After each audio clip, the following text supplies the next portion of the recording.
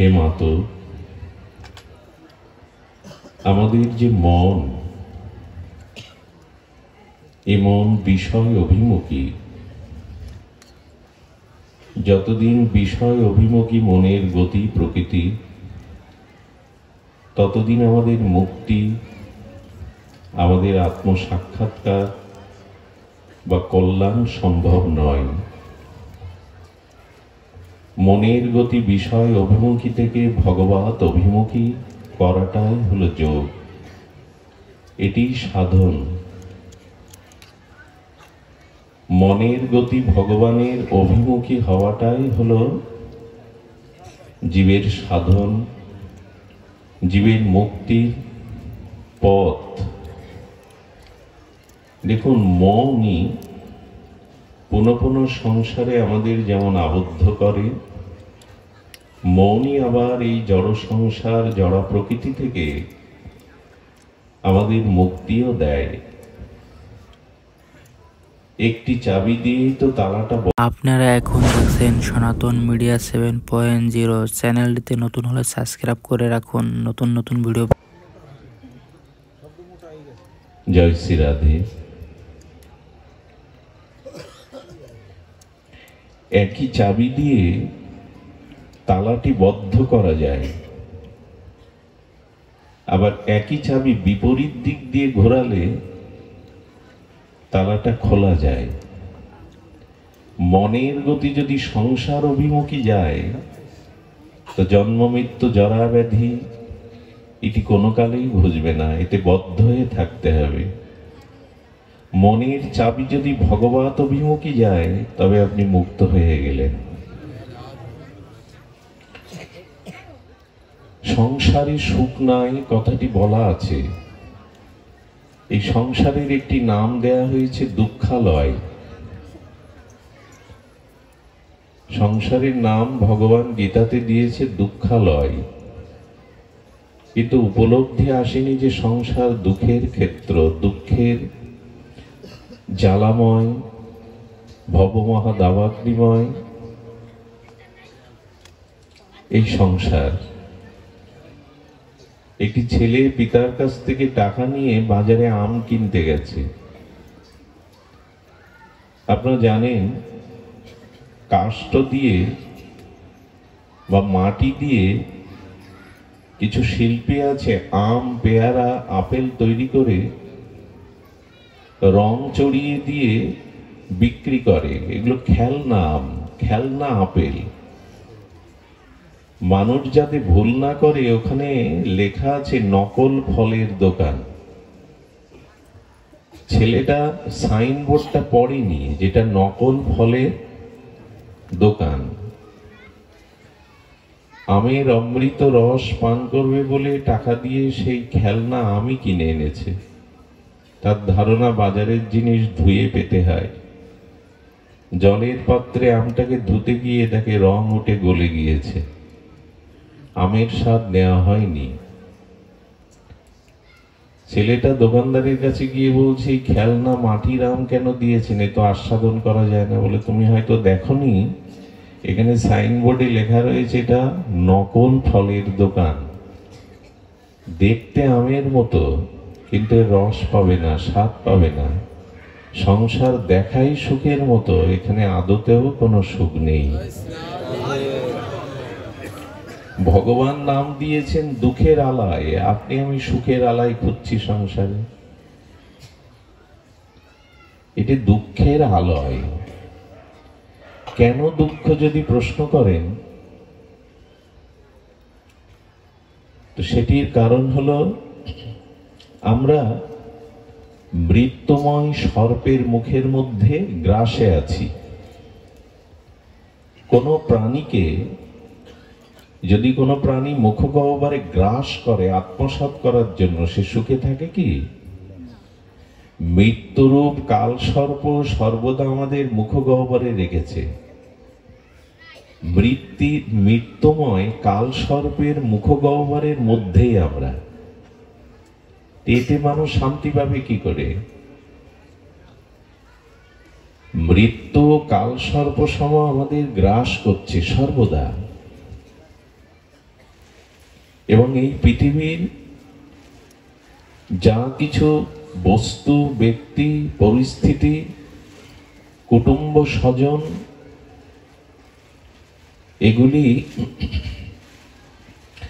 এগুলির সাথে আমার সম্বন্ধ চিরন্তন নয়, এগুলির অস্তিত্ব টিকবেও না। জন্ম নিয়েছিলাম, মৃত্যু, খুব অল্পই সময়ের মাঝখানে এদের সাথে পরিচয়, এদের সাথে সম্বন্ধটা তৈরি করা। শুধু সময়টুকু ছেড়ে যাওয়ার, মৃত্যুটুকু, জন্ম থেকে মৃত্যু মাঝখানে খুব অল্প সময়, এই সময়টুকু আমরা মায়ার দ্বারা সম্বন্ধে জড়িয়ে গিয়েছি। আর তাতে সব থেকে ভুল হয়েছে, ভগবানকে ভুলে এই মায়ার সম্বন্ধ, মায়ার সম্পর্কে আমরা মোহগ্রস্ত হয়ে গেছি। তো এই জন্য ভাগবত বলছেন যে সংসার থেকে সুখের আশা করতে যেও না, এটি অনিত্যম এবং অসুখম, এবং সংসার দুঃখের আলয়।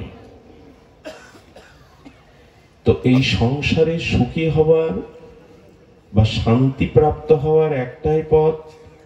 একই চাবি দিয়ে যেমন তালাটা বদ্ধ করা যায়, খোলা যায়, তোমার জন্ম জন্মান্তরের এই অবিদ্যা, ভোগ বাসনা, দেহাবেশের দিকে যে বদ্ধ আছে, এটা মনের গতিটা ভগবানের দিকে ফিরিয়ে এর থেকে মুক্ত হও, খুলে ফেলো। বললেই কি আর মনের গতি ভগবানের দিকে ছুটবে? এই জন্য ভাগবত বলছেন, মদ গুণশ্রুতি মাত্রেন মহি সর্বগুহাশয়ে মনোর গতি অবিচ্ছিন্ন যথা গঙ্গাব সহ অম্বুধ। নদী যেমন অপ্রতিহত গতিতে সমুদ্রের দিকে ছুটে যায়, তোমার মনের গতিও ভগবানের দিকে ছুটবে। তোমার অন্তরে তুমি চির শান্তি পাবে, তাপ দূরীভূত হবে। দেখুন, সূর্যের কিরণ আমাদের প্রয়োজন। দিনমণি, সূর্যের কিরণ ছাড়া, সূর্যের তাপ ছাড়া জগৎ চলতে পারে না, মানুষ বাঁচতে পারে না। কিন্তু সূর্যের প্রখর তেজরশ্মির সাথে সাথে পৃথিবীতে বৃষ্টিও চায়। যদি বৃষ্টি পৃথিবীতে না নামে, ধরিত্রী শীতল না হয়, বৃক্ষরাজিগুলো যদি শীতল জলধারা না পায়, পৃথিবী মরুভূমি হয়ে যাবে। আমরা সেটা লক্ষ্যও করছি, বৃষ্টি কমে যাওয়ায়। বৃষ্টি খুব প্রয়োজন। তেমন আপনি বিদ্যা, ধন, জ্ঞান অর্জন করেছেন, জাগতিকভাবে অনেক জ্ঞানী আপনি, ধন, জন, বিদ্যা, পাণ্ডিত্য আছে আপনার, কিন্তু ভক্তিকে বৃষ্টির সাথে তুলনা করেছে। যদি ভক্তিরূপ বৃষ্টি আপনার জীবনে না আসে, তবে মরুভূমি হয়ে যাবে। শুধু জ্ঞান থেকে, বিদ্যা থেকে শান্তি পাওয়া যাবে না। আচ্ছা বলুন তো, যদি 10 বছর অনাবৃষ্টি হয়, ধরিত্রীর পরিবেশ স্বাভাবিক থাকবে? ধরিত্রীর পরিবেশ কি স্বাভাবিক থাকবে? থাকবে না। তদুপরি আমাদের জীবনে জ্ঞানের সাথে সাথে ভক্তির প্রয়োজন। ভক্তি বৃষ্টি স্বরূপ, শীতল করে। জ্ঞান হলো সূর্যের কিরণ, সেটি প্রয়োজন, কিন্তু ভক্তি হলো শীতল বর্ষা, বৃষ্টি। এই জন্য শুধু জ্ঞান নয়, ভাগবতের প্রতিপাদ্য বিষয় হলো ভক্তি। এই ভক্তি বৃষ্টি স্বরূপে ধরিত্রী যেমন শীতল করবে, বৃক্ষরাজিকে যেমন পল্লবিত করবে, প্রস্ফুটিত করবে, তেমনি তোমার জীবনে ভক্তি আসুক। আর এই ভক্তি আসবার উপায়, ভক্তির কেন্দ্রে আমাদের যেতে হবে। সেই ভক্তির কেন্দ্রের মহিমা আমাদের বলা আছে। সেটি হলো আগামীকাল নিত্যানন্দ আবির্ভাব জয়ন্তী। এই নিতাই চাঁদের আজ আমরা একটু চরণপাদ পদ্মে প্রণত হব। নিতাইয়ের অনন্ত মহামহিমা সিন্ধু থেকে বিন্দু আস্বাদন করব, যাতে অনুভব করতে পারবো। মহাজন বলেছেন সংসার সুখের মুখে তুলে দিয়ে ছাই। কথা মানতে পারবো তো আমরা? আমি মাঝে এক বুড়িমাকে বলছি সংসার সুখের মুখে তুলে দিয়ে ছাই। উনি খুব রাগ করলেন, আমার প্রতি খুব কঠোর দৃষ্টি দিয়ে তাকালেন। এই জন্য সংসার সুখের মুখে কেউ ছাই দেয়? সংসার সুখের জন্যই তো সারা জীবনের চেষ্টা, পরিশ্রম। কথাটি তিনি মেনে নিতে পারেননি, কিন্তু কথাটি মহাজনের। সংসার সুখের মুখে তুলে দিয়ে ছাই, কথার মর্মার্থ হলো সংসার মরীচিকার ন্যায় তুমি যতই সুখ খুঁজছ, এখানে সুখ নাই। সুখ নাই কারণ এটা মায়ার দ্বারা সুখের মতো দেখাচ্ছে, কিন্তু সংসারে প্রকৃত সুখ নাই। সুখ কোথায় আছে? নগরে মাগিয়া খাবো গাহিয়া নিতাই। মহাপ্রভুর সংসারে সুখ কম ছিল? ঘরে যার বধূ বিষ্ণুপ্রিয়া, যিনি ভারতের দিগ্বিজয়ী পণ্ডিতকে পরাস্ত করে নবদ্বীপের শ্রেষ্ঠ পাণ্ডিত্যের আসনে আসীন, ঘরে যার জগৎমাতা সচী মাতা, স্বয়ং ভগবান অবতীর্ণ হয়েছে শ্রীধাম নবদ্বীপে, সংসার সুখ তার সইল না। উনি নবদ্বীপের ঘাটে স্নান করতে গিয়ে যখন নিমা একটু চঞ্চল চপল ছিল, অল্প বয়স, কিশোর বয়স, যৌবন উকি দিচ্ছে, সুরধনী গঙ্গায় যখন ঝাঁপ দিয়েছেন, তার অঙ্গের জল এক উপবিদধারী ব্রাহ্মণের গায়ে গিয়ে লেগেছে। উনি উপাসনায় রত ব্রহ্ম গায়ত্রী জপ করছেন, নিমায়ের দিকে কটু দৃষ্টি দিয়ে অভিশাপ দিলেন, তোমার সংসারের সুখে যেন চিরকাল তুমি বঞ্চিত হও, আমি অভিশাপ দিলাম। সংসার সুখ যেন তখন তোমার কখনো কোনোদিনও না আসে। হাত জোড় করে বললেন, এটি অভিশাপ নয়, আপনি আমায় পরম আশীর্বাদ দিলেন। আমিও মনে মনে ভাবছিলাম যে সংসার সুখকে পরিত্যাগ করে জগৎ জীবের জন্য কবে পথে পথে কাঁদতে পারবো, হা কৃষ্ণ বলে কবে কাঁদতে পারবো। এটা অভিশাপ নয়। এই জন্য সংসার সুখ আজীবন চেষ্টা করেও আমরা পাই না, কারণ বিষয় আসক্তি আমাদের শান্তি দিতে। দেখুন, মৃত্যু এবং নিদ্রার মধ্যে পার্থক্য কি? মানুষ যখন গভীর নিদ্রায় অভিভূত হয়, তখন তার ভেতরে একটা পরম শান্তি সে অনুভব করে। ঘুম থেকে উঠে বলে, বড় সুখে ঘুমিয়েছিলাম। আচ্ছা, ঘুমের মধ্যে না ছিল স্ত্রী, না পুত্র, না অর্থ, না বৃত্ত, না সম্পদ, নিজের দেহের অস্তিত্বটাও মানুষ গভীর ঘুমে সুষুপ্তিতে ভুলে যায়। ও কোন বস্তু পেল যে গভীর ঘুমে মানুষ সব থেকে সুখী হয়? ওই সময় তো স্ত্রী ছিল না, পুত্র ছিল না, অর্থবিত্ত ব্যাংক ব্যালেন্সের স্মরণ ছিল না, কে আমি সে অস্তিত্বও ছিল না। তো ঘুমের মধ্যে কি পেল যে ও বলে যে আমি খুব গভীর সুখে ঘুমিয়েছিলাম? নিদ্রা এমন একটি সুখ, ছোট বাচ্চাকে মা সর্বদা আদর করে বুকে রাখে, কিন্তু মার যখন ঘুম আসে তখন সন্তানের প্রতি তার আর প্রিয়তা। ওই যখন জ্বালাতন করে তখন ওই সন্তানকে চুম্বন না দিয়ে মা চপটাঘাত করে। সারাদিন পরিশ্রম, ঘুমাতে যাচ্ছি, ঘুমাতে দিবি না। মানুষকে টাকা গুনতে দিন, টাকা গুনতে সবার ভালো লাগে। টাকা গুনতে গুনতে যদি খুব গভীর ঘুম আসে, ওগুলো রেখেই ঘুমিয়ে পড়ে, কালকে হবে। দাদু দিদিমা নাতি নাতনিকে কোলে পেয়ে তো আনন্দ পায়, কিন্তু যখন ঘুম আসে তখন ওদেরও কোল থেকে ঘুম সবাই থেকে ছাড়িয়ে নেয়। কারণ নিদ্রার মধ্যে মানুষ একটা পরিতৃপ্তি পায়, সুখ পায়। তো ওই সময় কিছুই তো নেই, ঘুমের মধ্যে সুখ পায় কেন? বলেন, ওই সময় জগৎকে পরিত্যাগ করে আত্মার সাথে আমাদের একটা সাক্ষাৎকার হয় গভীর ঘুমে। যেন ভগবান ছাড়া, আত্ম সাক্ষাৎকার ছাড়া সুখ হয় না। সব ছেড়ে দিয়ে আত্মার সাথে মানুষ কিছুক্ষণের জন্য একটা লীন হয়ে যায়। সেখানে স্বপ্নও থাকে না, গভীর নিদ্রা। আর তার মধ্যেই মানুষ দেখবেন গভীর নিদ্রা থেকে উঠলে মানুষ সজীব হয়ে ওঠে, সুস্থ বোধ করে, একটা অপার আনন্দ অনুভব করে, সুখ অনুভব করে। কিন্তু ঘুমের মধ্যে তো সুখের যে বস্তু, স্ত্রী পুত্র অর্থবিত্ত কিছুই ছিল না, বরঞ্চ সুখের বস্তু সামনে দেখে ঘুম আসলে ত্যাগ করে ঘুমিয়ে পড়ে। আচ্ছা, মৃত্যুর মধ্যে ঘুমের মধ্যে পার্থক্য কি? মৃত্যু মানে চিরদিনের নিদ্রা, আর জগতে যে ঘুমটা, এটা কিছুক্ষণের জন্য নিদ্রা। তো কিছুক্ষণ নিদ্রায় মানুষ সুখ পায়, তো চিরনিদ্রায় তো বেশি সুখ পাওয়ার কথা কি না? কিন্তু মৃত্যুটা আমাদের যন্ত্রণার কারণ হয় কেন? মানুষ এত যন্ত্রণা পায় কেন মৃত্যুতে? ঘুম মানে তো চিরনিদ্রা, সেখানে তো সুখ পাওয়ার কথা। দুঃখ পায় কেন জানেন? ঘুমের কারণে দুঃখ হয় না, এই জগতে স্ত্রী পুত্র বিষয় বৈভব ছেড়ে যাওয়ার কারণে দুঃখটা আসে। এদের ছেড়ে যেতে হবে।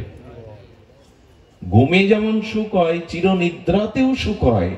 দুঃখটা আমার এই বাড়ি গাড়ি স্ত্রী পুত্র ধন এসব ছেড়ে চলে যাব। যদি কেউ এগুলো মনের থেকে আগে থেকে ছেড়ে দিতে পারে, গভীর নিদ্রার মতো মৃত্যুটাও তার কাছে সুখের হয়ে ওঠে।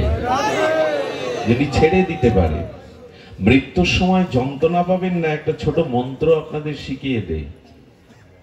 মন্ত্রটা ওং ক্লিং হ্রিং রিং, এরকম কঠিন কিছু না, সবাই বলতে পারবে। এই মন্ত্রটা প্রতিদিন একবার করে একটু জপ করবেন। সেটি হলো, কিছুই আমার নয়। ঠিক ঠিক যদি মনের থেকে ভাবতে পারেন, মৃত্যুর সময় যন্ত্রণা পাবেন না। কিছুই আমার নয়। এই জন্য দান করতে হয়। দান মানে জগৎ থেকে পেয়েছিলাম, জগৎকে দিয়ে দিলাম। আচ্ছা, চোর যদি 2 লাখ টাকা আমার কাছ থেকে চুরি করে নিয়ে যায়, সন্তানের ছিনিয়ে নিয়ে দেয়, মানুষের কষ্ট হবে কিনা? কিন্তু ওই 2 লাখ টাকা যদি এরকম ভাগবত অনুষ্ঠানে কেউ নিজে হাতে দান করে, দুটোই তো সমান, 2 লাখই তো গেল। দানে কষ্ট হয় কি? সন্ত্রাসী নিলে কি হয়? একই তো টাকা, একই তো পরিমাপ। আমি বোঝাতে চেয়েছি, সংসার থেকে যা পেয়েছিলাম, যাবার আগে যদি সংসারকে তার সত্য ছেড়ে দেই, আনন্দে চিরনিদ্রায় ঘুমাতে পারবে, মৃত্যু কষ্ট আনবে না। ওই আমারটা ছেড়ে দেওয়ার জন্যই কষ্টটা আসে। দান করলে একই হাতে তখন আনন্দ হয়, একই টাকা ছিনিয়ে নিলে তখন কষ্ট হয়। জগতে আমার কিছু নয়, এভাবে যদি সমর্পণ করে চলে যেতে পারে, তখন গভীর সুখময় নিদ্রায় শায়িত হবেন। এই জন্য খুব বিষয়ী মানুষ, কামনা ভোগাসক্ত মানুষ মরার সময় দেখবেন বিকট হা হয়ে মারা যায়, চোখ দুটো বিভৎস দেখায়। এর কারণ একটাই, তার পিপাসা এখনো মেটেনি। কিন্তু যারা সাধু সন্ত ত্যাগী, তাদের মৃত্যুর পর দেখবেন যেন মায়ের কোলে নিশ্চিন্তে কোনো শিশু ঘুমিয়ে পড়েছে। তাদের মুখটা দেখলে মনে হয় ধ্যানস্থ মুখ। অনেক আগে থেকে তারা এগুলি ছেড়ে দিয়েছে। আমরা এই যে এখন এই মাটিতে বসে এত কষ্ট করে দাঁড়িয়ে কিছুটা সুখ পাচ্ছেন, এখানে তো সব ছেড়ে দিয়ে আসছেন। তো ছেড়ে দেওয়া মানে ভগবানকে হৃদয়ে যদি স্থান দেওয়া যায়, এই কর্ণে যদি হরিকথা প্রবিষ্ট হয়, ভগবানের লীলা, আর যদি সংসারকে ভাবতে পারি এই সংসার আমার নয়, সবকিছু দুদিনের জন্য পেয়েছে, আবার এই সত্য ছাড়তে হবে, কোনো কিছুই আমার নয়, এই ভাবনাটা আনলেই কেবল মানুষ মুক্তি পায়, শান্তি পায়। এই জন্য বললেন, হে মাতা, ফিরিয়ে দাও মনের গতিটা, ভগবানের দিকে ফিরিয়ে দাও। তো সেই গতি আমরা নিজের চেষ্টায় ফেরাতে পারবো না। এই শান্তির অভয় হলো আমাদের শ্রী নিত্যানন্দ প্রভুর একটু চরিত্র আলোকে, তার দিব্য অদ্ভুত অবধূত চরিত্র আজ আমরা সামান্য একটু শ্রবণ করব। শ্রী নিত্যানন্দ মহামহিমা বড় ব্যাপক, কে বর্ণনা করতে পারে? দর্শন নিত্যানন্দ মহিমাকে আমরা সামান্য একটু আস্বাদন করি। এর পূর্বে মহাজনের একটি পদ বলি, নিতাই পদ কমল, কোটি চন্দ্র সুশীতল, যে ছায়ায় জগত জুড়ায়। শান্তির একমাত্র পার বলছেন নিতাই পদ। খুব ধ্যান দিতে হবে, যেহেতু কাল নিত্যানন্দ আবির্ভাব, এই প্রসঙ্গই স্মরণে আসছে। নিত্যানন্দ চরণটি হলো কমলের সাথে তুলনা করা হয়েছে, নিতাই পদ কমল। কমল কেন জানেন? নিতাইয়ের চরণ দুখানা কেন রাঙ্গা কমলের সাথে তুলনা, পদ্মের সাথে তুলনা করা হয়েছে? এই কারণে করা হয়েছে, সরোবরে পদ্ম ডুবে যায় না, ভেসে থাকে, বরঞ্চ ওই ভাসমান প্রস্ফুটিত কমল দলে মধুপানের জন্য অলিকুল ব্যাকুল হয়ে রাগ গুঞ্জরিত হয়ে ভ্রমর এসে বসে। ভ্রমরও ডুবে যায় না, ভ্রমর ওই জলের সরোবরের উপরে প্রস্ফুটিত পদ্মের মধুপান করে। তেমন আমার নিতাই চাঁদ বলছেন, শাস্ত্র বলছেন, নিতাইয়ের চরণ দুখানা যারা হৃদ পাদপদ্মে ধারণ করেছেন, সংসার আর তাকে ডুবাবে না। পদ্ম যেমন সরোবরে ডুবে যায় না, ভেসে থাকে। যদি সংসার সাগরে বারবার জন্ম মৃত্যুতে ডুবতে না চাও, তাহলে ওই একটি চরণের দিকে দৃষ্টি দাও, নিতাই পদ কমল। ওই চরণে ভ্রমর এসে যেমন মধুপান করে, তেমনি ওই চরণের মধ্যে প্রেম মধু আছে, যা জীবনকে অমৃত করে দেবে। আসো নিতাই চরণ কমলে ভ্রমর হয়ে অনুরাগ নিয়ে বসো, ওখানেই আছে প্রেম মধু, ভক্তির মধু। লক্ষ্য করবেন, দূর থেকে অলিকুল মধুকর মৌমাছি গুঞ্জরিত রাগে মধু পেয়ে যায়, আর পদ্মের নালাতে বসে ওখানে ভেগ বা ব্যাং, পদ্ম পাতার উপরে যে মাঝে মাঝে মাছি মশা এসে বসে না, ওগুলোই পায়। দূর থেকে এসে মধুপান করে যাচ্ছে ভ্রমর উপরে, আর জলের পদ্মের কাছাকাছি থেকেও পোকামাকড় কীট পতঙ্গ ভেগ পান করছে। দুটোই প্রাণী, পার্থক্য এই, কমলের মধুপানের যোগ্যতা ভেগ বা ব্যাঙের নাই, ভ্রমরের আছে। তেমন এই সংসারে তারাই ভ্রমর, যারা নিতাইয়ের চরণ কমলে বসতে শিখেছে, চরণ কমল আশ্রয় করতে শিখেছে, তারাই প্রেমানন্দ পায়।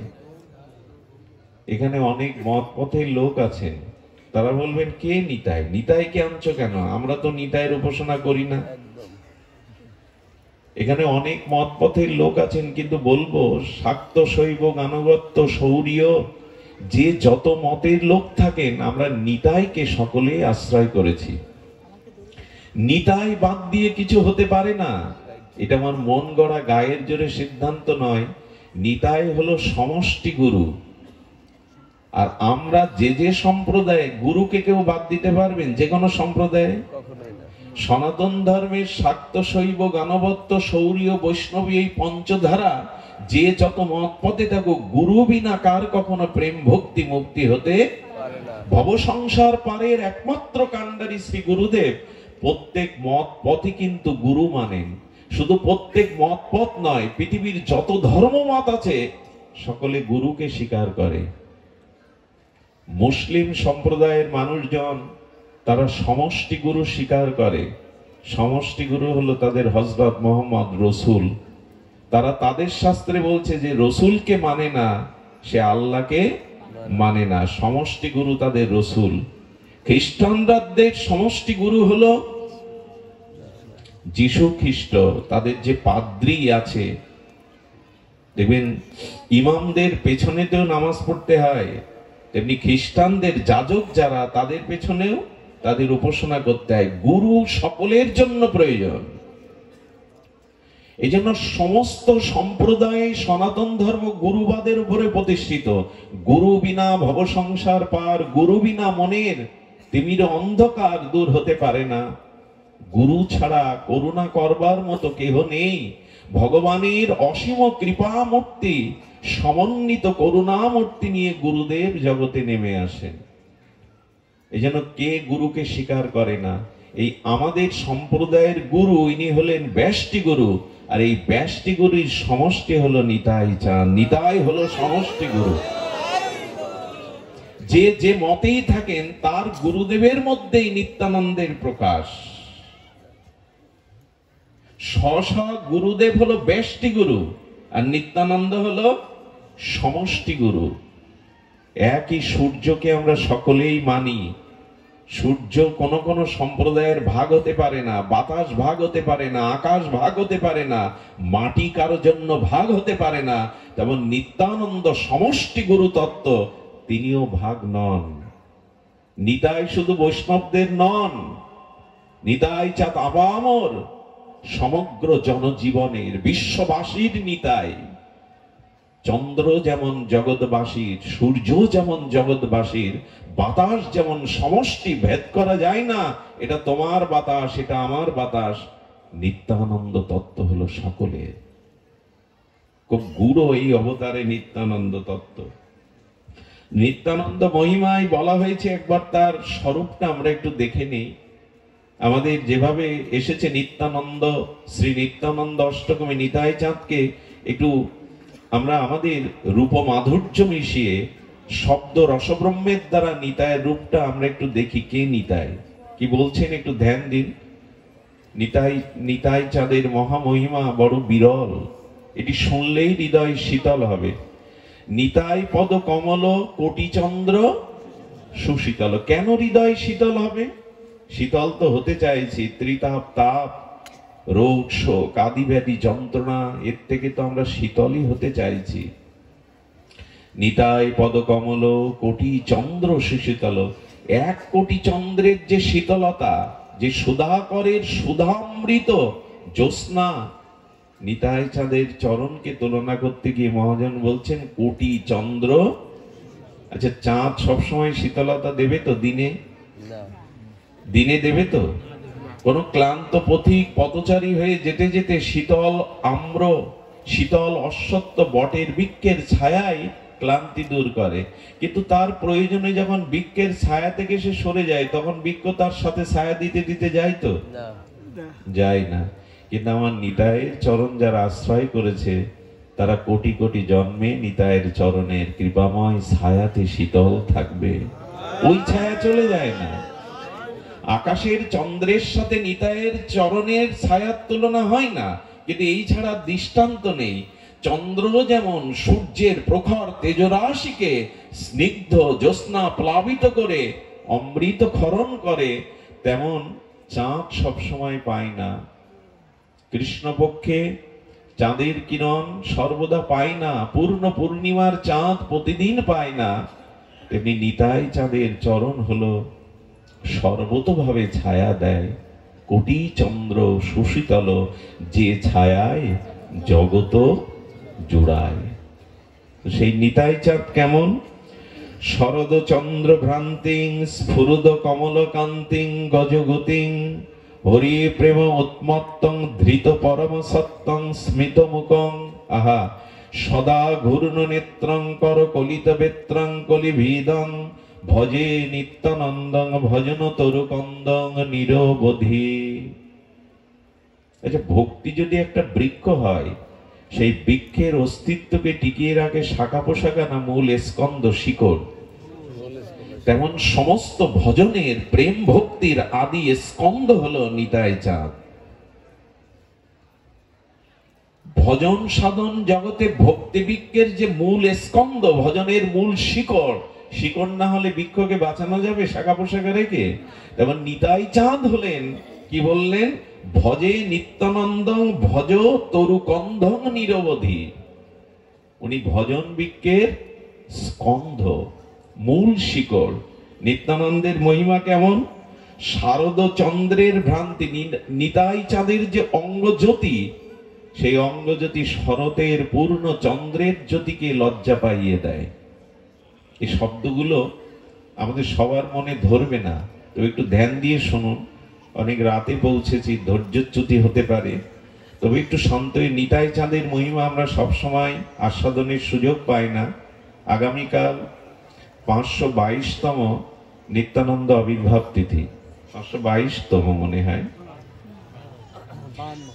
52, ভুল হলো একটু, 552তম প্রভু নিত্যানন্দের আবির্ভাব তিথি। আগামীকাল দুপুরে মধ্যাহ্নে অভিষেক। এই জন্য নিত্যানন্দ তত্ত্বকে আমরা সামান্য একটু অবলোকন করি। বলছেন শারদ চন্দ্র ভ্রান্তি, নিত্যানন্দের প্রেমময় তনুর যে জ্যোতি ছটা, সেটা পূর্ণ শারদ চন্দ্রের জ্যোতিকে ম্লান করে দিয়েছে। 20 পাওয়ারের বাল্বের পাশে 500 পাওয়ারের বাল্ব জ্বালিয়ে দিন, ওই যে 500 পাওয়ারের তীব্র জ্যোতিটা স্বল্প পাওয়ারের যে জ্যোতিটা গ্রাস করে নেয়। তেমন নিতাই চন্দ্রের প্রেমতনু অঙ্গছটা যেন শরতের চন্দ্রকেও ভ্রান্তি করে দিয়েছে। স্ফুরিত নির্মল কান্তি, সমস্ত অঙ্গে প্রেমময়, প্রেম দিয়ে গড়া, তো প্রেম দিয়ে গড়া নিত্যানন্দের অঙ্গখানি নির্মল কান্তি শরৎ চন্দ্রকেও ভ্রান্ত করে দিয়েছে। আর কি বলেছেন না, মত্ত গজমতি মহাসুর। নিত্যানন্দ যখন গমন করেন, চলেন, সেই চলটা গজ গতি, গজ মানে হস্তি। দেখবেন পৃথিবীতে যত প্রাণী আছে সব থেকে মস্তিতে হাঁটে হস্তি। হস্তি বা হাতি যখন হেঁটে যায় দেখবেন খুব মস্তিতে হেঁটে যায়, কোনো দিকে না তাকিয়ে বেশ ভঙ্গিমায় হেঁটে যায়। নিত্যানন্দ প্রেমেও আবেশে সেই শারদ ভ্রান্তি কান্তি নিয়ে নির্মল কান্তি স্ফুরিত হয়ে যেন গজগতির চলনে চলেছেন নিতাই। আর কি, হরি প্রেমে মহামত্ত। কাউকে যদি মদ পান করানো হয়, অধিক পরিমাণে করানো হয়, তখন মদে মদমত্ত হয়ে সে টলতে থাকে না, মদ আবেশে মদমত্ত হয়ে টলতে থাকে। তো নিত্যানন্দ যেন প্রেমে টলছে। কোন মদ পান করেছেন? গৌর প্রেম, যুগল প্রেমের মদে মত্ত হয়ে নিতাই যেন মদমত্ত হয়ে চলেছেন প্রেমে। হরি প্রেমে মহামত্ত। হরি প্রেমে মত্ত হওয়াটাই তো জীবনের সার্থকতা। জগতের বিষয় বাসনার মদে মত্ত হয়ে লাভ কি? ও নেশা কিছুক্ষণ পরে চলে যাবে, রোগ আসবে, ক্লান্তি আসবে, কিন্তু প্রেমে যদি কেউ মেতে উঠতে পারে ক্লান্তি আসবে না, জরা ব্যাধি শোক আসবে না। হরি প্রেমে মদমত্ত নিতাই। আর কি করেছেন? গৃহীত পরম সত্য, এই অনন্ত বিশ্ব ব্রহ্মাণ্ডকে ধারণ করে আছেন নিতাই চাঁদ। বলবেন কি মন গড়া গল্প শোনাচ্ছ? গল্প নয়, মুদ্রার এপিট ওপিট। তেমন ব্রজেন্দ্র নন্দন যেই শশীসুত হইল সেই। মহাপ্রভুকে ব্রজের নন্দন কৃষ্ণই শচীসুত গৌর হলেন, বলরাম হইল নিতাই। লক্ষণ ত্রেতার দাপরে বলরাম, তিনি কলিতে নিত্যানন্দ। যিনি লক্ষণ, যিনি বলদেব, তিনি এবার শ্রী নিত্যানন্দ মূরতিতে এসেছেন। এই নিতাই হলো মূল নিত্যানন্দের। এবং আমাদের বলদেবের তত্ত্ব কি না, মূল অংশী যিনি, যিনি অনন্ত ব্রহ্মাণ্ডকে সৃজন করেন, ধারণ করেন, পালন করেন।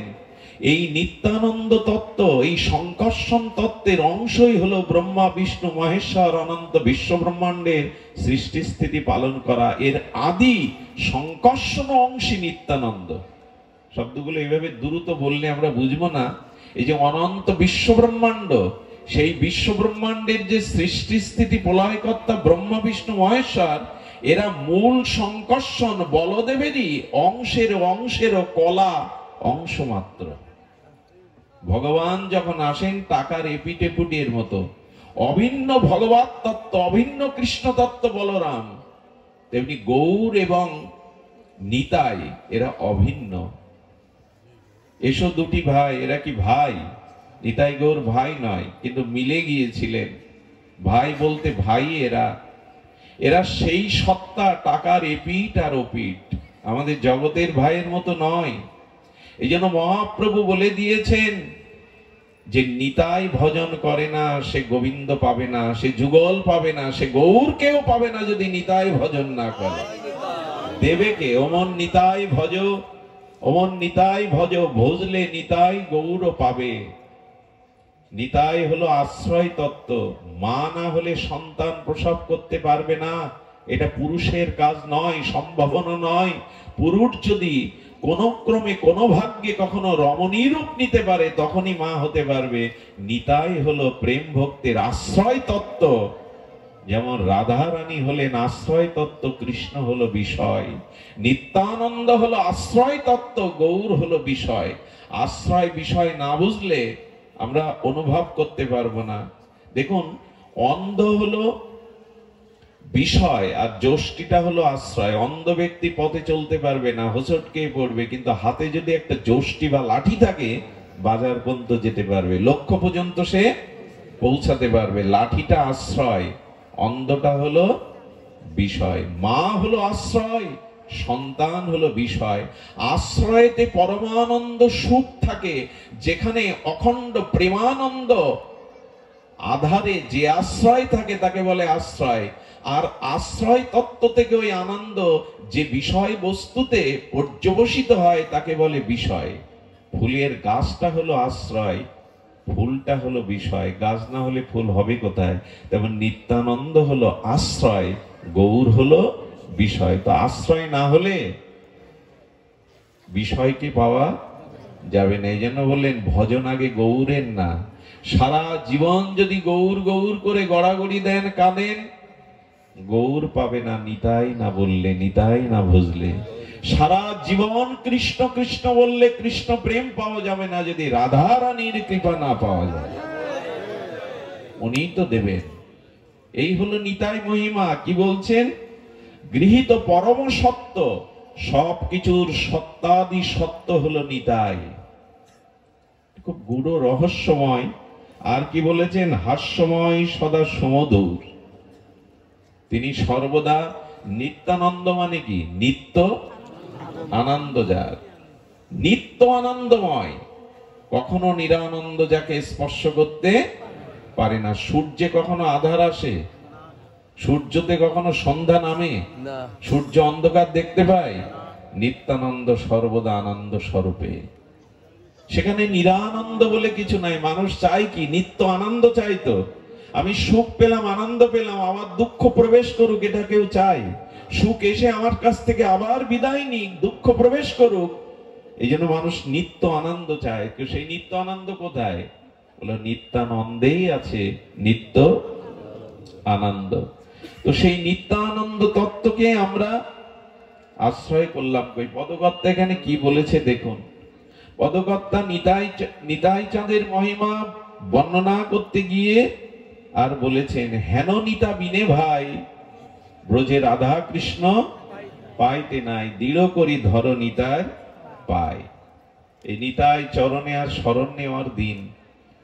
নিতাই সম্পর্কে এইটুকু আপনাদের করুণা বলি, নিতাইয়ের করুণা দেখুন। নিতাই পদটা এইভাবে বললে হয়, অক্রোধ পরমানন্দ নিত্যানন্দ রায় রে, অভিমান শূন্য নিতাই। একবার ভাবতে পারেন, লক্ষণ কথায় কথায় খেপে উঠতো, রেগে উঠতো। লক্ষণ চরিত্র যদি দেখেন, উনি কথায় কথায় রেগে উঠতেন। বলরামও মাঝে মাঝে বলতেন, হল দিয়ে, মানে নাঙল রূপ তার হল দিয়ে আমি হস্তিনাপুর তুলে সমুদ্রে নিমজ্জিত করব, রেগে যেতেন। সেই লক্ষণই এলেন, সেই বলদেব এলেন, কিন্তু আজ আর ক্রোধ নাই, অক্রোধ পরমানন্দ। অভিমান ভোলা কি সহজ? একটু একটু ধ্যান দিন। মানুষ ভজন সাধন পথে এসেছে, অনেক জ্ঞান বিবেক বৈরাগ্য শিক্ষা লাভ করেছে, কিন্তু অহংকার সহজে, অহংকার গেলেই তো সব মিটে যেত, কিন্তু ওটাই তো যায় না। অহংকার শূন্য নিতাই শব্দটা সাধারণ মনে হলেও অহংকার আমরা ছাড়তে পারি না। যার রূপ আছে, যার ধন আছে, যার উচ্চ কুলে জন্ম আছে, যার বিদ্যা আছে, যার সম্মান পদ প্রতিষ্ঠা আছে, ছাড়তে পারে না। আরে এক ভিখারি এসছে, তো শাশুড়ি ভিক্ষা না দিয়ে তাকে গালি দেয়। শাশুড়ি কার্যান্তরে বাইরে গেছে, বৌমার কাছে এসে ভিক্ষা চাইছে, বৌমা বলছে হবে না। শাশুড়ি বলে, দেয় না, উনিও শাশুড়ির অনুকরণ, বলছে হবে না। ফিরে আসতে গিয়ে শাশুড়ির সাথে দেখা, ভিখারি বলছেন, আজও গিয়েছিলাম বুড়িমা, ওই তোমার মতো গালি দিয়ে ফিরিয়ে দিল। বলে, তুমি আমার সাথে এসে তো ফিরাবে কেন? বলে, বারে দেখি না একটু ঝগড়াটা কি বাদে, ওই তো ফিরায়, আজ বলছে ফিরাবে কেন? বাড়ি গিয়ে বলছে, বৌমা কি বলেছে? বলে, আপনার কথাই বলেছে, কিছু হবে না, চলে যাও। কথা তুমি বললে কেন? কথা তো আমার বলার কথা, তুমি বললে কেন? ওটা আমি বলবো। এই ভিখারি এইবার শোনো, এইবার তুমি চলে যাও, হবে না। এই হলো অভিমান। একজন বলছে কি, আচ্ছা তুমি আমার কাছে চাকরি করতে হবে তোমাকে। বলে, বেতন তৎকালীন বলছে 5,000 টাকা। বলে, আপনি কত বেতন পান? বলে, 2,000 টাকা। তা আপনি 2,000 টাকা বেতন পান, আমার পক্ষে 5,000 কি করে দেবেন? বলেন আমার বুদ্ধি অল্প, এই জন্য তো তোমায় রাখছি, তুমি বুদ্ধিমান, তুমি বুদ্ধি করে 2000 থেকে আমার বাড়িয়ে দেবে, তারপরেই তো আমি তোমার 5000 দেব, এই জন্য তো তোমায় রাখছি, নাহলে তোমারে রাখবো কি করে। অভিমান ছাড়তে পারে না মানুষ। অভিমান এমন একটি জিনিস, দেখবেন আমরা মুখে বলি মাঝে মাঝে ধন্যবাদ, আমি অধম, আমি কাঙাল, আমি বুঝি না, আমি দিনহীন, এগুলো মৌখিক। অহংকার আমাদের সহজে যায় না। অহংকার গেলেই তো হলো নিত্যানন্দ, হলো অভিমান শূন্য, অহংকার শূন্য। গুরু মহারাজ যেভাবে অঙ্কিত করেছেন, সে শব্দগুলো যদি আপনাদের কর্ণ দিয়ে যায়, হৃদয় নিশ্চয়ই শীতল হবে। আপন শিরের প্রতপ্ত শনির দ্বারাই জগাই মাদায়ের যুগ যন্ত্রান্তের সঞ্চিত মহা পাপপুঞ্জ ক্ষণেকে প্রক্ষলিত করিয়া দিলেন। নিতাইয়ের মহিমা দেখুন। জগাই মাদাই হেন পাপ করেনি, জগতে পাপ আছে। পরের ঘর লুণ্ঠন করেছেন, পর স্ত্রীর মর্যাদা হানি করেছেন, সর্বদা মদে যারা ডুবে থাকে, ঘরে যারা আগুন লাগিয়েছেন, সেই নিত্যানন্দকেও তারা প্রহার করলো। কাকে প্রহার করছে ওরা জানে না, কিন্তু নিত্যানন্দ আপন প্রতপ্ত শনিত রক্ত ঝরিয়ে জগায় মাদায়ের যুগ যুগান্তরের সঞ্চিত সমস্ত অপরাধ পাপ মুহূর্তের মধ্যে পবিত্র করে দিলেন। নিতাই নিতাই এগিয়ে গেছে। মহাপ্রভু সুদর্শন এনেছে। আমার নিতাইকে যারা আঘাত করে আমি জগতে তাদের রাখবো না। সুদর্শন চক্র মহাপ্রভুর গদান্বিত হস্তে নিতাই চাঁদ মহাপ্রভুর সামনে করজোড়ে করে বলছে, এবার না প্রতিজ্ঞা করেছিলে অস্ত্র ধরবে না, এবার প্রেম দিতে এসেছো। রাম অবতারে কৃষ্ণ অবতারে অস্ত্র ধরেছ, অসুর সংহার করেছ, এবার কথা দিয়েছ তুমি প্রেম বিতরণ করবে, প্রেম লীলাতে এসছে, তুমি অস্ত্র ধরবে না। নিতাই চাঁদের কথা সুদর্শন ফিরে গেল। মহাপ্রভুর চরণে গিয়ে নিতাই বলছেন, প্রভু আমার কোন জন্মের যদি কোনো সুকৃতি থাকে, আমি মাদাইকে দান করলাম, ওকে কৃপা করো প্রভু, ওকে করুণা করো। সুদর্শন প্রিয়ে ভগবৎ সত্যম নিত্যানন্দ এক মুহূর্তের মধ্যেই জগাই মাদায়ের সমস্ত পাপ প্রক্ষালন করে তাদের পরম ভক্তির আচার্য করে দিলেন। এ করুণা কার হয়েছে জগতে?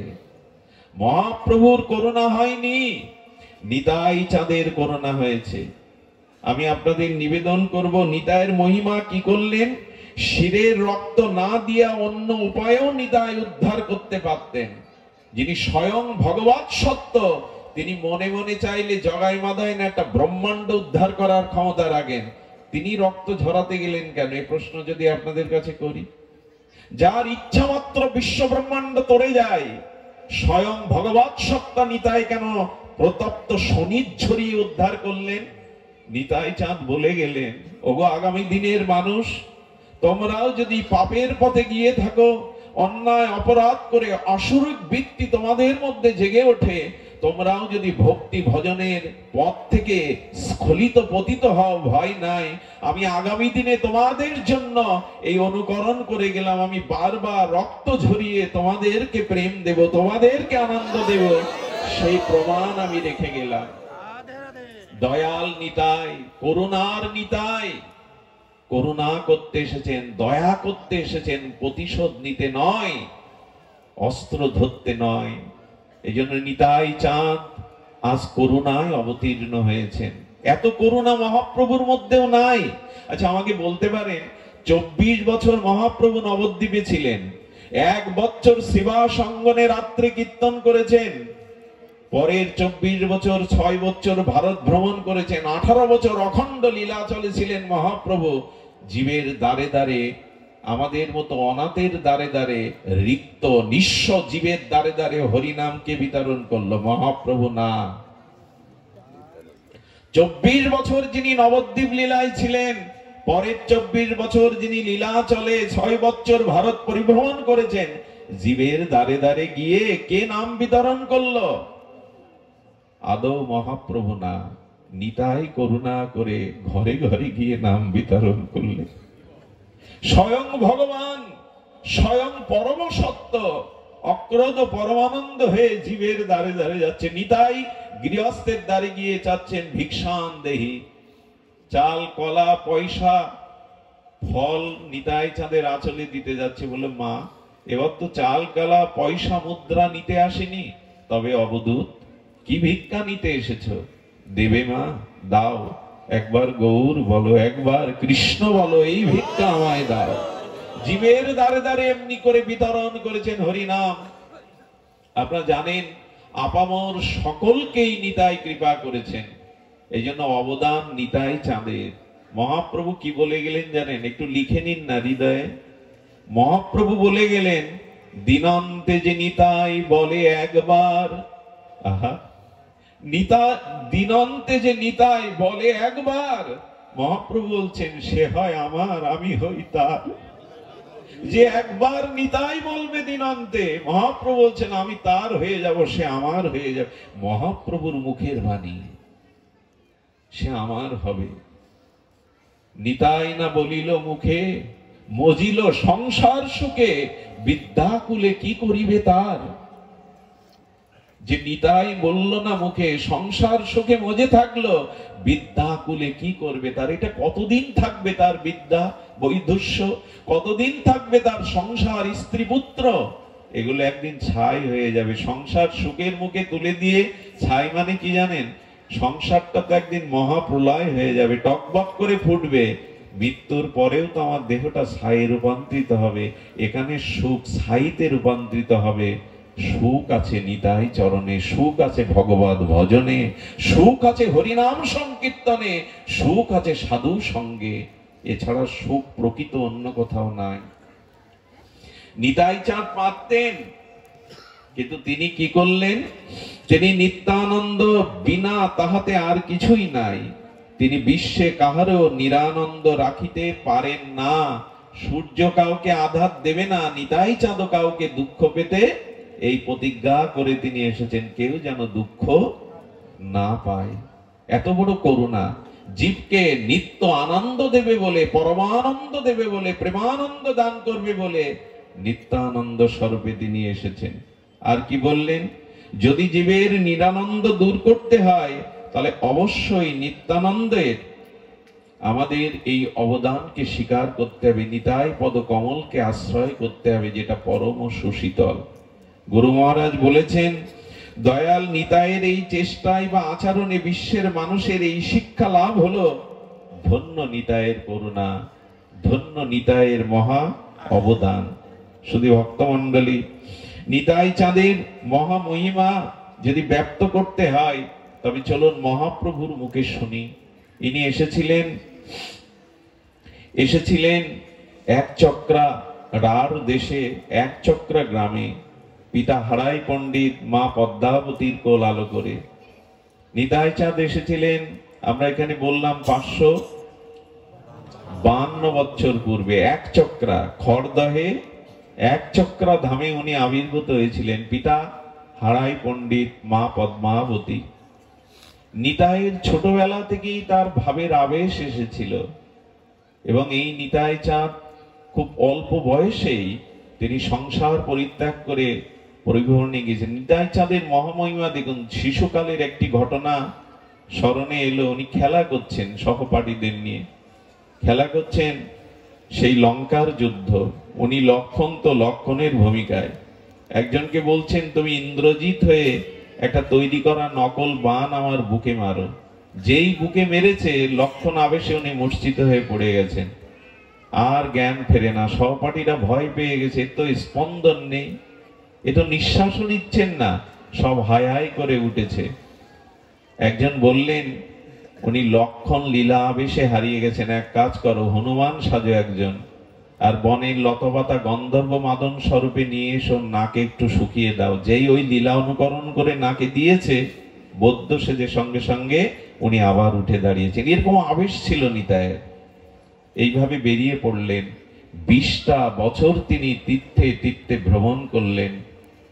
মানুষের দুয়ারে না গেলে, আপামর মানুষের কাছে না গেলে তার হৃদয় বড় হয় না।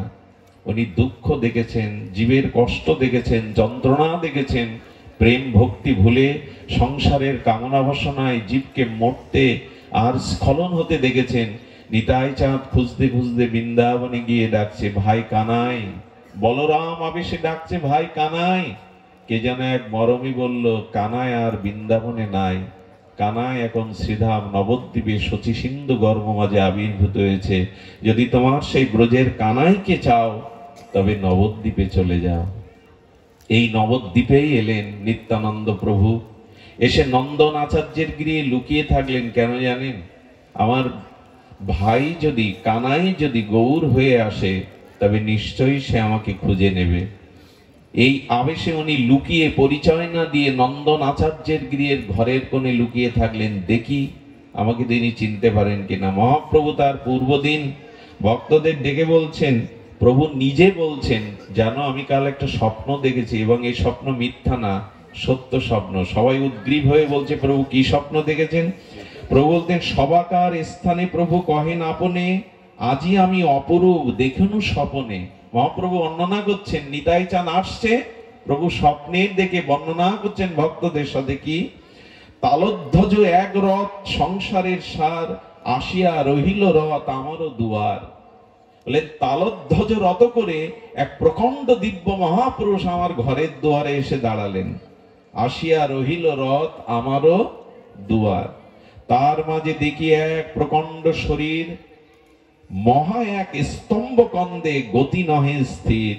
বেত্রাবন্দা এক কানা, কুম্ভ বাম হাতে, নীল বস্ত্র পরিধান ও নীল বস্ত্র মাথে, নীল বস্ত্র পাগড়ি পেতেছেন, নীল বস্ত্র পরিধান করেছেন, আর হাতে একটি বেদ ঘোরাচ্ছেন। ঘূর্ণাবত্ত বেত্রা। কেন জানেন? বেদকে ঘূর্ণাচ্ছে আর আকাল কমন বিস্তৃত চক্ষুকে এপাশ সেপাশ করছে নিতাই। কেন জানেন? ওহ কলি, আমি কলিজীবের দুয়ারে করুণা করতে, প্রেম বিতরণ করতে এসেছি।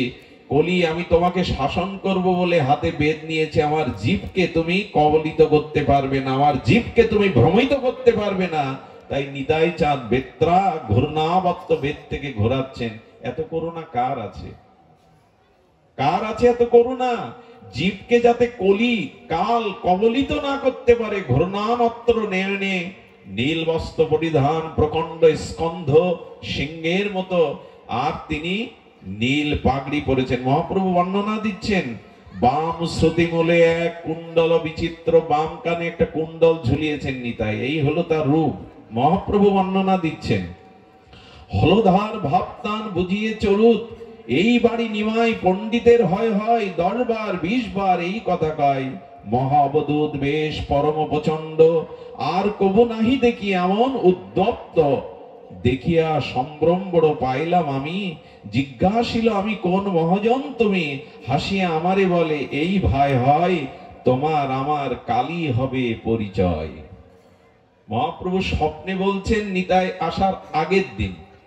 পরের দিন ভক্তদের মিলিত হয়ে বলছেন, মহাপুরুষ নবদ্বীপে এসেছে, তোমরা তাকে কীর্তন করে নিয়ে এসো। ভক্তগণ পুরো নবদ্বীপ কীর্তন করে কোনো ঘরে পেলেন না। আসলে যার বস্তু সে না গেলে পাওয়া যায়? নিতাই তো গৌরেরই, গৌর তো নিতাইয়েরই। এই জন্য মহাপ্রভু কীর্তন রঙ্গ সামনে গেলেন। নন্দন আচার্যের গৃহে গিয়ে ঘরের ভিতরে প্রভু যখন প্রবেশ করলেন, এই নিতাইয়ের সাথে প্রথম মহাপ্রভুর সাক্ষাৎ। একটু ধ্যান দিয়ে শুনুন। আমরা এই কথা বলবার সুযোগ বছরে 1-2 বার পাই। নিত্যানন্দ মহাপ্রভুর চোখের দিকে তাকাচ্ছেন, আর তাদের মুখে কোনো ভাষা নেই, কারণ তারা দুজন অনুভূতির রাজ্যে হারিয়ে গেছেন। একই সত্তা তো। অনুভূতির রাজ্যে অপলক নয়নে 4 চোখ যেন 2 চোখের মিলন হয়ে গেল। অনেক কথা হয়ে গেল, কোনো কথা হচ্ছে না। প্রথম কথা হলো, আমার সেই ভাই কানাই এই, আচ্ছা সেই কালো বরণ কোথায় গেল? সেই মুখের অষ্টকোণে অধরামৃতে হাসি কোথায় গেল? হাতে তার বাঁশি কোথায় গেল? কানাই তো চঞ্চল ছিল, গোষ্ঠে দৌড়াদৌড়ি করতো, সকাদের সাথে খেলতো। এ কেন এত স্থির? এ কি আমার সেই কানাই? যখন এই সব প্রশ্ন নিত্যানন্দের মনে উঠছে, তখন মহাপ্রভু মনে মনে উত্তর দিচ্ছেন। কি উত্তর জানেন?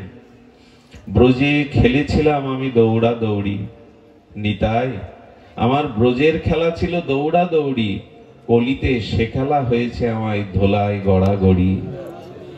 আমি ব্রজে দৌড়াদৌড়ি খেলেছিলাম সখা সঙ্গে, কলিতে সে খেলা আমার দৌড়ানো নাই। প্রভু দড়াগড়ি দিচ্ছ কেন? বলো, ধুলায় গড়াগড়ি দিয়ে আচরণ না করলে ভক্তরা ধুলায় গড়াবে না, প্রেমে আবিষ্ট হয়ে ধুলা মাখবে না। এই জন্য আমি ধুলায় গড়িয়ে যাচ্ছি। দৌড়ালে জীব আমাকে পাবে না। ধুলায় যিনি গড়ান অন্ধ মানুষও তাকে পায়। আচ্ছা, তোমার বাঁশি আর হাসি কোথায় গেল? নিতাই বলছে, তোমার বাঁশি আর হাসি কোথায় গেল? ধ্যান দিয়ে শুনুন। মহাপ্রভুর প্রশ্নের উত্তর দিচ্ছেন, দাপারে খেলেছিলাম, দাপারে অধরে ছিল মুরলী বাঁশি, কলিতে তাহাই হয়েছে আমার নয়নের প্রেমাস্ত্র রাশি। আমি বাঁশি আর হাসিকে এবার চোখের জলে রাশি করে এনেছি।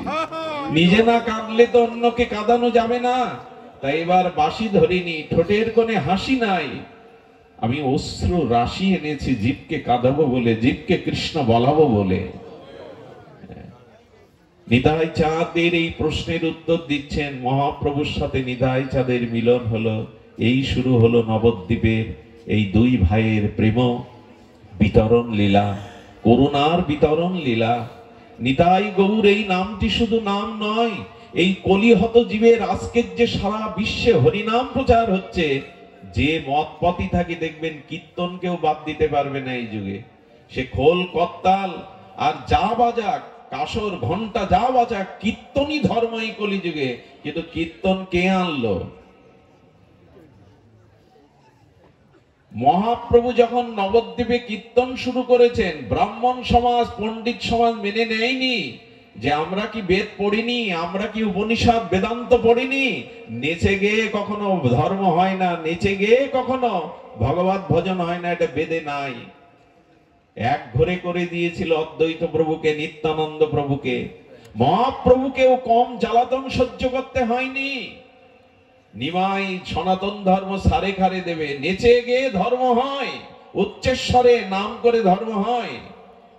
আজকের যারা মহাপ্রভুকে নিতাই চাঁদকে স্বীকার করে না, তাদের এইটুকু বলতে চাই, পৃথিবীতে এই সংকীর্তন ধর্ম মহাপ্রভু যদি না আনতেন, খোল করতাল 10-5 মিলে এই সংকীর্তন ধর্ম মহাপ্রভু নিতাইয়ের অবদান, এটা অস্বীকার করার উপায় নাই। আজকে যে আমরা মঠ মন্দিরে যে কোনো সম্প্রদায় কীর্তন দেখি, এই কীর্তনটা নিতাই চাঁদের মহাপ্রভুর অবদান। গোলকের প্রেমধন হরিনাম সংকীর্তন তিনি যদি না আনতেন, এই নাম আমরা পেতাম না। এই জন্য মহাপ্রভু নিতাই চাঁদের করুণাকে অস্বীকার করা যাবে না। মহাপ্রভু সেই দিন থেকে নিতাইকে বললেন, নিতাই আপনি জগৎ জীবের করুণার জন্য দুয়ারে দুয়ারে নাম বলুন। মহাপ্রভুর আক্ষেপ দেখেন, শোনো নিত্যানন্দ, জীব সব হইল অন্ধ, কেউ না পাইল হরিনাম, এই নিবেদন তোরে নয়নে দেখিবে যারে, ধরে করে লয়াইবে হরিনাম। কত করুণা হলে এই আদেশ দিচ্ছেন। আর নিতাই কি করছেন? নিত্যানন্দ পরমানন্দ স্বরূপে হরিদাস ঠাকুরকে নিয়ে আজ নগরে নগরে এই কীর্তনই প্রচার করছেন, নাম প্রচার করছেন। অক্রোধ পরমানন্দ নিত্যানন্দ রায় রে, অভিমান শূন্য নিতাই নগরে বেড়ায় রে। এই পদে মহাজন বলছেন, এই দেখো নিতাই, নিতাই নিত্যানন্দ স্বরূপে গুরু মহারাজ আস্বাদনে বলেছেন, নামে নিত্যানন্দ তুমি, রূপে নিত্যানন্দ, এই তুমি নিত্যানন্দ রাম মূর্তিমন্ত। নিত্যানন্দ পর্যটন ভোজন ব্যবহার, নিত্যানন্দ বিনা কিছু নাহিকো তোমার, তোমার বুঝিতে শক্তি মানুষের কথা, পরম সুসত্য তুমি, তুমি যথা কৃষ্ণ তথা। মহাপ্রভু বললেন, তোমার তত্ত্ব কে বুঝবে নিতাই?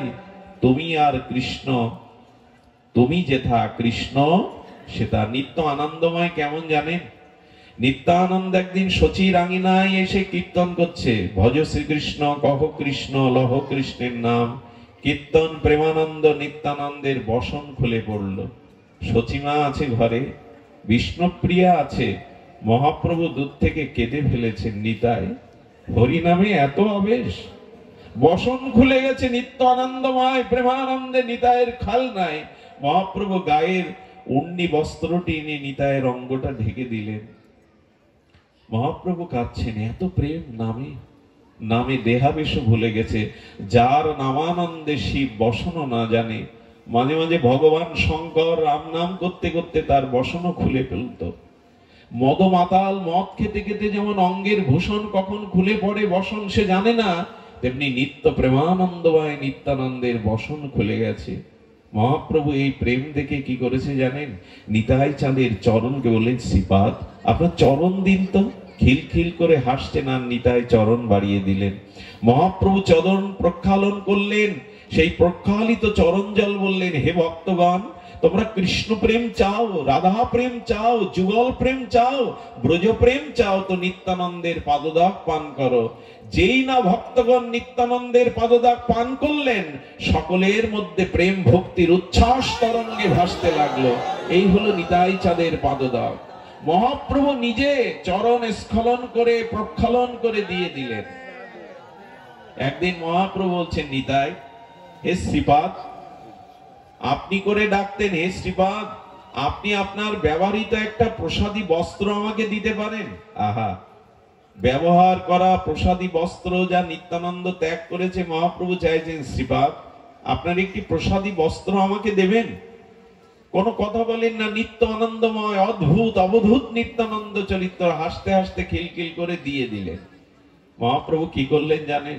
আমি আপনাদের যদিও কষ্ট দিচ্ছি গভীর রাতে, তবু এই কথা হৃদয়ের কথা, এ কথা প্রাণের কথা, এই কথা বলবার এখনই শুভ অবসর। নিতাইয়ের করুণা দৃষ্টি যদি পড়ে, আমাদের আর কিছু অপ্রাপ্য থাকবে না। নিতাই চাঁদের প্রসাদী বসনটা মহাপ্রভু এরকম ছিঁড়ছেন, রাঙা কাপড়টা ছিঁড়ে ছিঁড়ে এরকম ছোট ছোট সুতো তৈরি করে বলছেন, ভক্তগণ, নিতাইয়ের বস্ত্রের মধ্যে ব্রজপ্রেম আছে, নেবে কৃষ্ণ প্রেম আছে। এই কাপড় যে অঙ্গে হাতে মাথায় বাঁধবে, মুহূর্তেই তার কৃষ্ণ প্রেম হবে। কি ভাবা যায় কারো কাপড়ের মধ্যে প্রেম থাকে? নিতাইয়ের এত অদ্ভুত চরিত্র, ওই কাপড়ের সুতা করে যেই কপালে বাঁধলো, দক্ষিণ হস্তে বাঁধলো, সঙ্গে সঙ্গে প্রেমে আবেশ এসে গেল। মহাপ্রভু বললেন, শ্রীপাদ আপনার বস্ত্রের মধ্যেও প্রেম। এর ব্যাখ্যা কি গো?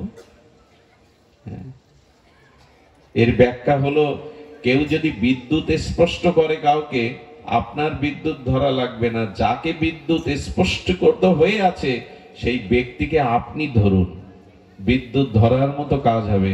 তো নিতাইয়ের এত প্রেম যে তার বস্ত্রের মধ্যেও অঙ্গে ছোঁয়ালে, তাহলে নিতাই বলে যারা কাঁদে, নিতাই চরণ যারা হৃদয়ে রেখেছে, তাদের কেন প্রেম হবে না?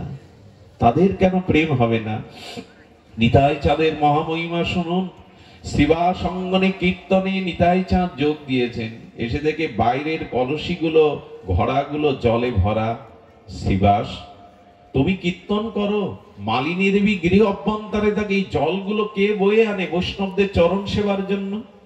বৈষ্ণবদের পাদস্খলনের জন্য এই জলগুলো কে বয়ে আনে? আমার বাড়িতে একটা দাসী আছে প্রভু, সেই দাসী সে তো নিচ কুলো, মনে করে আমার যোগ্যতা নেই, তাই সাধুদের জন্য আপনাদের জন্য দূর থেকে জল বয়ে বয়ে ঘড়ায় নিয়ে আসে। নিত্যানন্দের প্রেম হলো, বলল তার নাম কি? আনো তো আমার কাছে। যেই সামনে এসে অবনত, নিতাই চাঁদের সামনে যাওয়ার তো তার সাহস নেই, বাড়ির দাসী, ভক্তের বাড়ির দাসীরও মহিমা দেখুন। দাসীর দিকে তাকিয়ে নিত্যানন্দ প্রভু বলছেন, কি নাম তোমার? বলেন, প্রভু আমার নাম দুঃখী, দুঃখই আমার জীবন গড়া।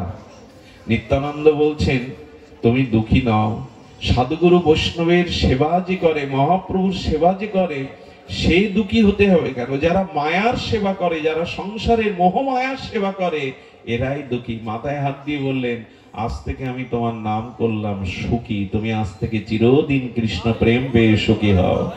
আচ্ছা, ওর তো কোনো সাধন ভজন ছিল না, সাধন ভজন কিছুই ছিল না, কিন্তু নিত্যানন্দ মুহূর্তে তাকে প্রেম দান করে সুখী নাম করলেন। নিতাইয়ের করুণা শুনবেন। একদিন মহাপ্রভু চর্বিত তাম্বুল পান সেবা করতে করতে মহাপ্রভু কি করেছেন? শ্রীবাসের ভাতস্পৃত্রী নারায়ণী বাল বিধবা, ছোটবেলায় বিধবা হয়েছিলেন, ওই প্রসাদ দিয়ে দিলেন নারায়ণীকে। যেই দিয়েছেন, প্রসাদ পেয়ে আনন্দে নিতাই চরণে প্রণাম করেছে। কি বলবো, নিতাই মস্তকে হাত দিয়ে বলছেন, পুত্রবতী ভব। এক বাল বিধবাকে নিতাই আশীর্বাদ করছেন, পুত্রবতী। হেসে তখন বলছেন নারায়ণী, প্রভু অভিশাপ কেন দিচ্ছেন? আমি বিধবা, আমার পুত্রের জননী আমি কি করে হব? নিতাই চাঁদ খিলখিল করে এসে বললেন, আমি যখন আশীর্বাদ দিয়েছি তুমি পুত্রবতী হবে। যখন গর্ভ সঞ্চার হলো, এই হিন্দু সমাজ, হিন্দুদের কল্যাণ উন্নতি এরা নিজেদের স্বজাতি বিদ্বেষে চায় না। সে সময় মুসলিম শাসককে বলল, ঘরে কীর্তন করে আর বিধবা ভাতস্পুত্রী গর্ভবতী হয়েছে, বিচার করুন। হিন্দুরাই নালিশ করলো। চিন্তা করতে পারেন পরীক্ষা কম দিতে হয়। যখন নারায়ণীকে ডেকে নিয়ে আর শাসক বিচার করছেন, তুমি বিধবা, তোমার গর্ভে সন্তানের পরিচয় কি, পরিচয় দাও, না হলে দণ্ড দিতে হবে তোমাদের। শ্রীবাস ঠাকুর ভয়ে কাঁপছেন, কি উত্তর দেব আমি? ওর তো স্বামী নাই। এই সংবাদটা আগুনের মতো ছড়িয়ে পড়লো নিতাই চাঁদের কানে। উল্কার মতো নিতাই চাঁদ শুতে গিয়ে বজ্রমূর্তিতে দাঁড়ালেন। শাসককে বললেন, আপনি বিচারক, দণ্ডকর্তা, শাসন দিতে পারেন, কিন্তু আগুন নিয়ে খেলবেন না। ওর গর্ভে যে আছে আগুন নিয়ে খেলবেন না। বলে, কে তুমি? আগুন নিয়ে খেলবো? ওর গর্ভে আছে, বিধবার গর্ভে সন্তানের উত্তর দিন। বলেন, উত্তর শুনবেন তবে নিন। গর্ভের দিকে তাকিয়ে নিতাই চাঁদ বললেন, বেদস্তুতি করো।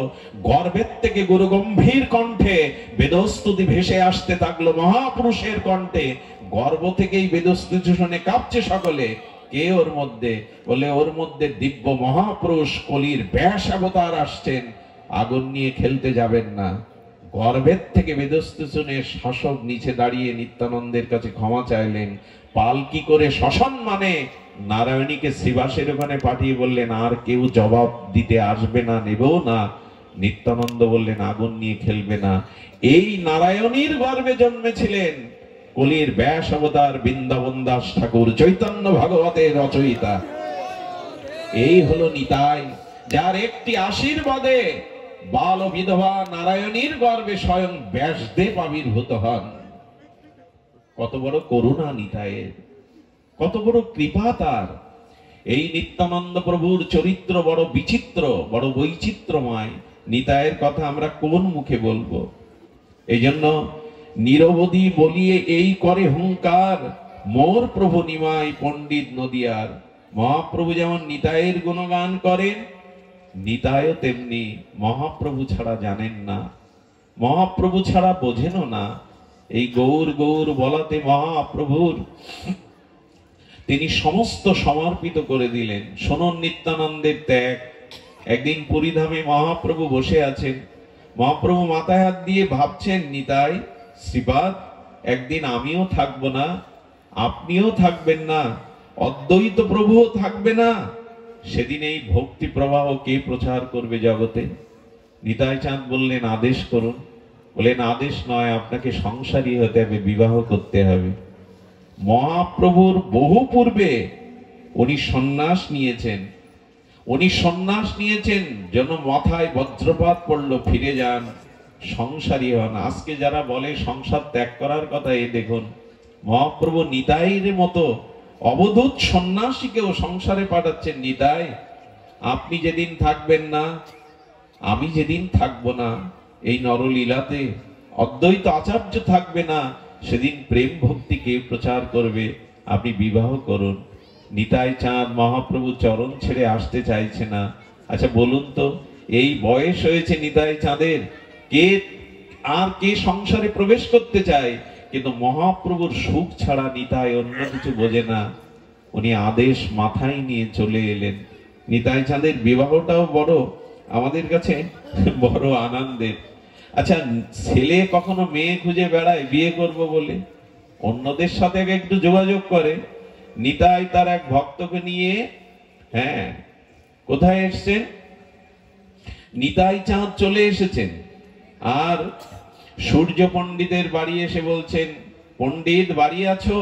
অবধূতকে দেখেই বলছেন, অবধূত নিত্যানন্দ চরণে প্রণাম করে বলছেন, তোমার নাকি দুটো মেয়ে আছে, জাহ্নবা বসুধা, তো আমাকে একটা মেয়ে দাও, আমি বিবাহ করব। কত নির্লজ্জ নিতাই, নিজের বিয়ের কথা নিজেই বল। ঘটকার কোথায় পাবে? নিজেই চলে এসেছেন। দূর থেকে একথা শুনে, আর সূর্য পণ্ডিত তিনি শুনে তার স্ত্রী বলছেন, ডেকে শোনো, আমি অবধূতকে মেয়ে দেব না। অবধূতকে মেয়ে দিলে আমি কার হাতে দেব? আরে পড়ে থাকে এখানে সেখানে, সংসারী হবে। যখন ফিরিয়ে দিচ্ছেন, দেখুন দেখুন আমি একটু ভেবে দেখি। নিতাই চাঁদকে বলছেন আমি একটু ভেবে দেখি, শ্রীপাদ আপনি আসুন আমি ভেবে দেখি। যেই নিত্যানন্দর গায়ের অঙ্গ গন্ধ পেয়েছিল, আর জাহ্নবা দেবী নিত্যানন্দ অংশ শক্তি তো, যেই নিতাই ফিরে গেছে মূর্ছিত হয়ে পড়ে গেছেন মানে আর প্রাণ নাই। রব উঠলো, জাহ্নবা মারা গেছে। জাহ্নবা মারা গেছে, শ্মশানে নিয়ে যাওয়া হচ্ছে। নিতাই চাঁদ, তার কত বিচিত্র বৈচিত্র্য মহিমা। নিতাই চাঁদ লাশটাকে নামিয়ে বলছেন, আচ্ছা পণ্ডিত, আমি যদি তোমার মেয়েকে বাঁচিয়ে দিতে পারি, বিয়ে দেবে আমার সাথে?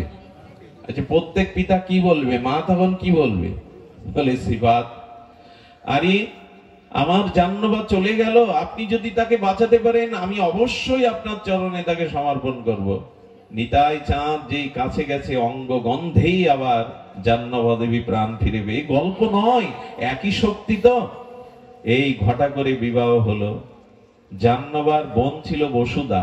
বাসর রাত্রে যেমন নারায়ণ লক্ষ্মী বসে আছেন, পান সেজে এনেছেন, আর জাহ্নবার পরে বসুধা যেই এসেছেন, উনি পানি গ্রহণ করলেন, বসুধার হাত ধরলেন। পণ্ডিতকে বলছেন, বিয়ে করলাম যৌতুক দিলে না তো? নিত্যানন্দের বিবাহ বড় বিচিত্র। বলে যৌতুক কি দেব প্রভু?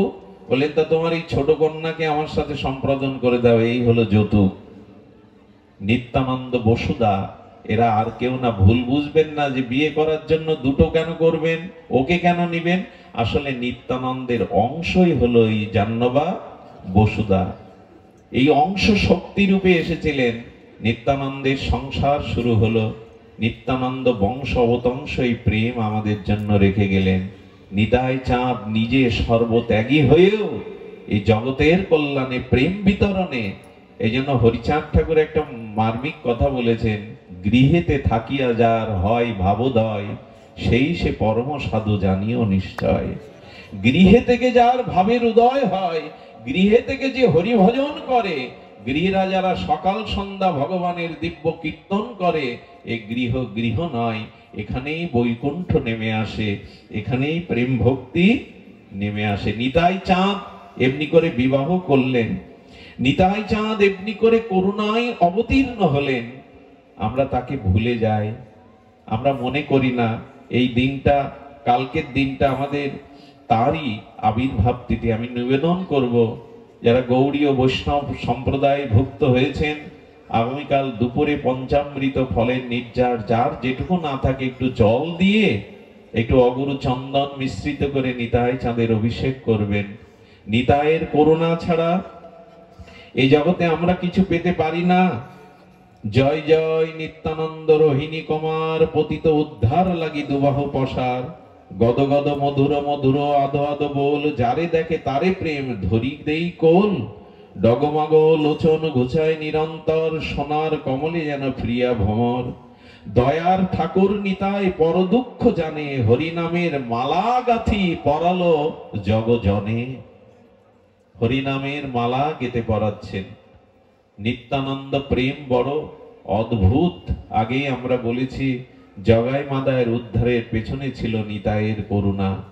আপামর জগৎ জীবকে তিনি উদ্ধরণ দত্ত বণিক, স্বর্ণ ব্যবসায়ী, সেই উদ্ধরণ দত্তের গৃহে 3 মাস থাকলেন নিত্যানন্দ। উদ্ধরণ দত্তকে প্রেম বিতরণ করলো। এই বাংলায় নিত্যানন্দের মহা অবদান ভোলার নয়। তিনি দুয়ারে দুয়ারে, দাঁড়ে দাঁড়ে এই প্রেম বিতরণ করে গেছেন। আমরা সমাপ্ত করব নিতাইয়ের সেই মহা সেই চিন্ময় তার সেই শ্লোকটি দিয়ে। তিনি কি বলছেন? মতিয়া সকল তন্ত্র, হরিনাম মহামন্ত্র, করে ধরি জীবেরে বুঝায়। চৈতন্য অগ্রজ নাম, ত্রিভুবনে অনুপম, সুরধ্বনি তীরে করি থানা। হাট করি পরবন্ধ, রাজা হইল নিত্যানন্দ, পাষাণ দলন বীরসানা। রামাই সুপাত্র হইয়া রাজাজ্ঞা, চালাইয়া কোয়াতলে হইল হরিদাস। কৃষ্ণদাস এমনি করে সকলে মিলে পরিকরগণ নিত্যানন্দকে আশ্রয় করে এই জগতে প্রেম বিতরণ করেছিলেন। তাকে কি ভোলা যায়? সমষ্টি গুরু আর বেষ্টি গুরু নিত্যানন্দ, নিজের গুরুর মধ্যেই নিত্যানন্দের আবেশ। উনি গুরু তত্ত্ব, উনি আশ্রয় তত্ত্ব। আর এই কথাই বলতে বলতে আজ আমরা এখানে বিশ্রাম করব।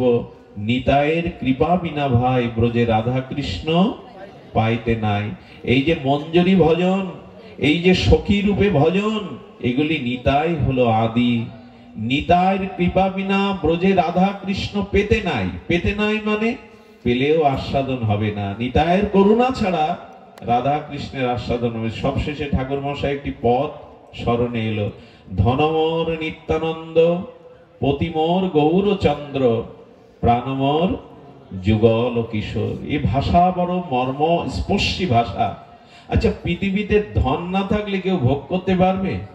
অর্থ ঐশ্বর্য না থাকলে কোনো কিছু সুখের ভোগ সে করতে পারবে? পারবে না।